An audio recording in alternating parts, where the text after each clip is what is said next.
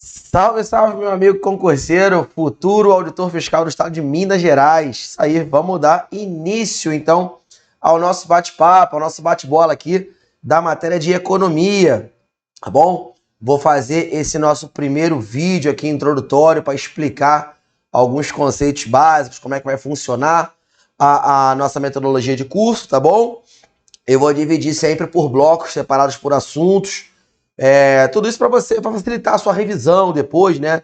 De repente você está fazendo algumas questões, e aí você quer estudar falhas de mercado, quer estudar oferta e demanda, e aí você não precisa pegar um vídeo inteiro para poder pegar um pedacinho do que você precisa entender. Então, pode ter vídeos curtos, vídeos mais longos, mas sempre separados por assuntos, porque didaticamente é o que eu entendo que funcione melhor nessa nossa jornada, tá? O curso tem uma certa antecedência de gravação, então dá tempo de você ver, rever, tirar as dúvidas no nosso fórum, tá bom? Conta com a gente, estamos aí para isso. Tranquilo? Então vou colocar aqui os slides, a apresentação, e a gente vai bater um papo sobre a nossa briosa e querida economia, tá bom? Que na prova aqui da Cefaz Minas Gerais, tá?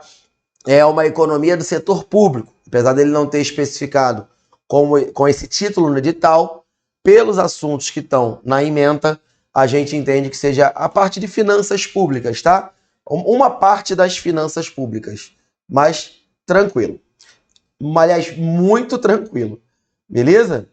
Então vamos lá começar a nossa economia. Bom, nossas redes sociais já tem para tirar as suas dúvidas. Gente, vamos lá. Nosso edital, ele veio com a seguinte ementa, olha. Noções de economia do setor público. Noções. Dentro disso aí, o que tem? A parte de equilíbrio competitivo, né, e eficiência econômica. Aquele trade-off que existe entre eficiência e equidade. Tá? Ótimo de Pareto que tem a ver com as teorias de bem-estar e também de eficiência econômica. Tá? Eu não posso melhorar a condição de um agente sem prejudicar a condição de outro. É aquele famoso, para um sorrir mais, o outro tem que chorar, né? Então, se tem alguém dando gargalhada, tem alguém chorando. Por quê? Numa situação ótima de Pareto, numa situação que a economia está em equilíbrio, né? Está operando com eficiência, eu tenho a condição dos agentes da economia equilibrada. Então, se eu mexer e melhorar a condição de um, eu vou acabar piorando a situação de outro. Se alguém estiver rindo, o outro vai estar chorando, tá? A gente vai ver como é que funciona esses teoremas aí de Pareto. Tranquilo? A parte da tributação, que a gente chama de economia da tributação, é um outro viés da economia, que veio assim, ó, incidência de impostos e subsídios. Não é só isso.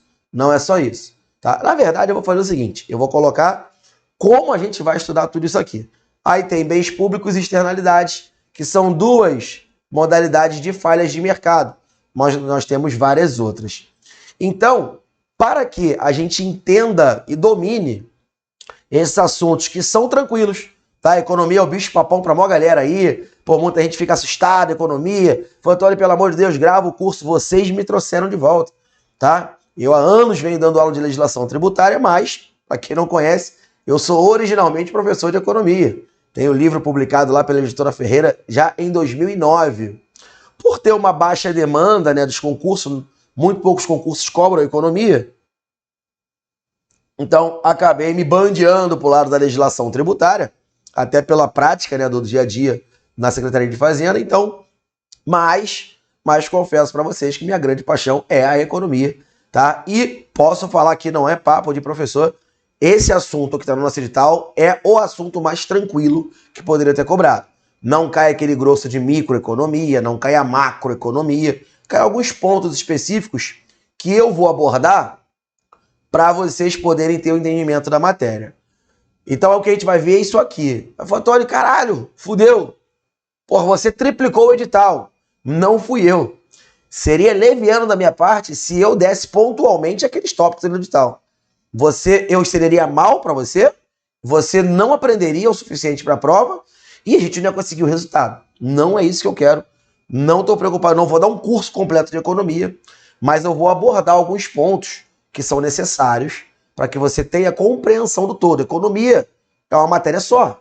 É que a gente divide de maneira didática em macroeconomia, microeconomia e a economia do setor público. E tem as subdivisões.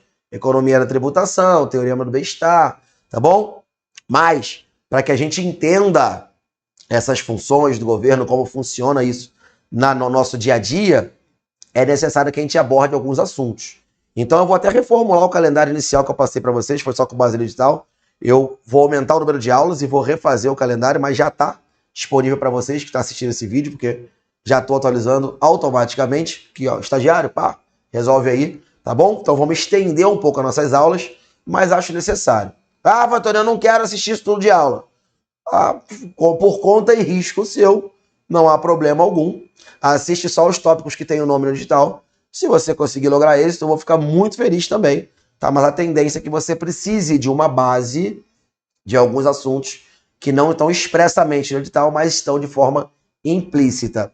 Por exemplo, quando eu falar de funções do governo, o que não tem expresso no edital, mas vai cair na sua prova, o governo tem as funções alocativa, distributiva e estabilizadora, além da reguladora também, que não é didática, mas já é utilizada na prática, concurso do TCU, por exemplo, já cobra, tá? Quando eu falar de função reguladora, eu vou ter que falar de política fiscal e monetária. Como é que eu vou falar de política fiscal e monetária se você não sabe quais são os instrumentos de política fiscal e monetária que o governo dispõe, né? Então eu preciso dar uma passada antes aqui por esse tema, tá bom? Quando eu for falar em estabilização da economia, eu vou falar em controle de inflação e taxa de juros. Como é que eu vou falar de inflação se você sequer sabe o que significa inflação? Então eu estruturei dessa forma aí, galera. Nós vamos fazer uma introdução do estudo da economia, tá? Vamos falar da curva de possibilidade de produção, que é um pressuposto econômico. As leis de oferta e de demanda, as principais leis da economia, né? Assunto conexo à lei da oferta e demanda, a gente vai estudar o excedente do produtor e do consumidor, que vai nos dar a base para fazer primeiro tópico do edital escrito incidência tributária, que é o cálculo do peso morto. Né? O peso morto ele aparece na economia quando a gente tem alguma ineficiência por parte do governo. Normalmente, através da tributação. A economia em equilíbrio, quando eu tenho a oferta e a demanda cruzando, né, que a gente tem chamado equilíbrio de mercado, a gente tem o excedente do consumidor em cima, o excedente do produtor embaixo. Eu vou mostrar vários gráficos para vocês. Não se assustem, tá? O gráfico é nosso aliado. O gráfico está aqui para ajudar a compreensão de muitos temas. Vai poupar muito tempo nosso. Vocês vão aprender a interpretar os gráficos também, tá bom? Isso vai ajudar você a ter que decorar o mínimo possível. Então, quando a gente tem o excedente do consumidor e o excedente do produtor no mercado em equilíbrio, ele está eficiente. O mercado está em equilíbrio. Ou seja, os recursos estão sendo alocados na economia de maneira eficiente. Agora, quando o governo vai lá e intervém na economia, introduzindo um imposto específico, por exemplo, ele mexe com o comportamento, não deveria. A gente vai ver lá nos princípios da tributação que o imposto deveria ser neutro, neutralidade, mas não é o caso. Não é o que a gente vê. A introdução do imposto na economia, ele altera tanto no comportamento das empresas que ofertam o produto, né, na lei da oferta, e alteram também o comportamento dos consumidores que demandam o produto. Ah, já estou sacando, Pantano. Quando falar em oferta, estou falando de quem produz. Quando eu falar em demanda, estou falando do consumidor. Exatamente. A lei da oferta é o estudo do comportamento dos produtores. A lei da demanda é o estudo do comportamento dos consumidores. Você já sabe a economia. Só preciso te mostrar que o que você sabe, você consegue aplicar no nosso estudo. Aí você consegue resolver as questões de prova. Eu sempre vou associar aqui aos exemplos práticos do dia a dia, para ficar mais fácil o entendimento, tá bom? Então a gente vai calcular qual é esse peso morto. É a distorção que o governo gera na economia através da introdução de um tributo. Os produtores perdem, os consumidores perdem, o Estado arrecada alguma coisa, mas não o suficiente para suprir um triângulozinho que a gente vai ver no gráfico, que é justamente o que é chamado de peso morto da economia. Ou seja, o consumidor perde, o o produtor perde, o Estado não consegue arrecadar tudo aquilo, então gera uma ineficiência na economia e a gente tem perda de produção, tá bom? Perda de eficiência. Vou dar uma passada nas políticas fiscal e monetária para explicar um pouco dessa macroeconomia e o modelo ISLM, tá? Um modelo de equilíbrio do mercado de investimento, poupança, mercado fiscal e monetário, tá bom? Vou explicar as curvas. Vou fazer um tópico para vocês de inflação e curva de Phillips, tá? A curva de Phillips, ela mostra o trade-off. Trade-off a gente vai falar todo momento em economia. Trade-off é a troca, tá? É o antagonismo entre inflação e desemprego. Basicamente, o que você vai aprender? Que se eu quiser uma sociedade aquecida, todo mundo empregado, porra, com renda no bolso, né, comprando, vendendo, a produção aumentando, eu vou ter o índice de inflação alto. Por quê? Porque existe uma componente da curva de Phillips que chama inflação de demanda, que é gerado pelo excesso de demanda agregada. E o que gera o excesso de demanda? Dinheiro no bolso. Porra, como assim, Fanto? Caralho, é óbvio, se você tem dinheiro, você vai gastar. O nosso dinheiro, a nossa renda, para você ter uma ideia, a nossa renda, ela é utilizada, né? É a seguinte equação. Ela é utilizada para consumo ou investimento. Então, a gente pega o nosso dinheiro, utiliza uma parte para consumir e a outra parte a gente poupa, né? E faz algum investimento. A poupança é sempre igual ao investimento. Você poupa para investir. Essa é a regra da macroeconomia. E aí, o quanto você vai consumir e o quanto você vai poupar para investir, isso depende da sua propensão marginal. Se você é um cara econômico, a propensão marginal ela varia de 0 a 1.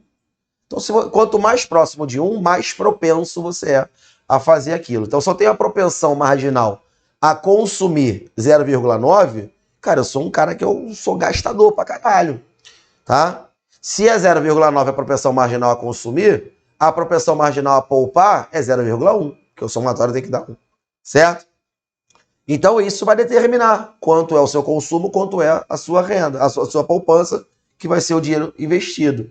Agora, aumentando essa renda disponível, né, que é a renda líquida, que a gente chama a renda disponível e a renda já líquida de tributação, eu vou poder consumir mais, vou poder poupar mais e investir mais, tá bom? Então,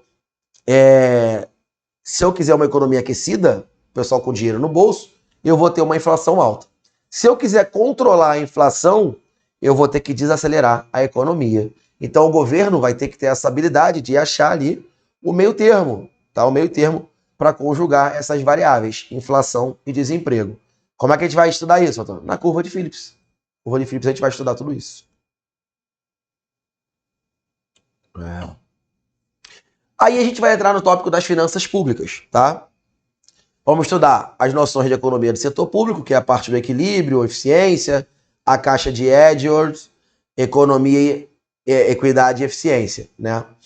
Vamos estudar o ótimo de Pareto, a teoria do bem-estar, as funções econômicas do Estado.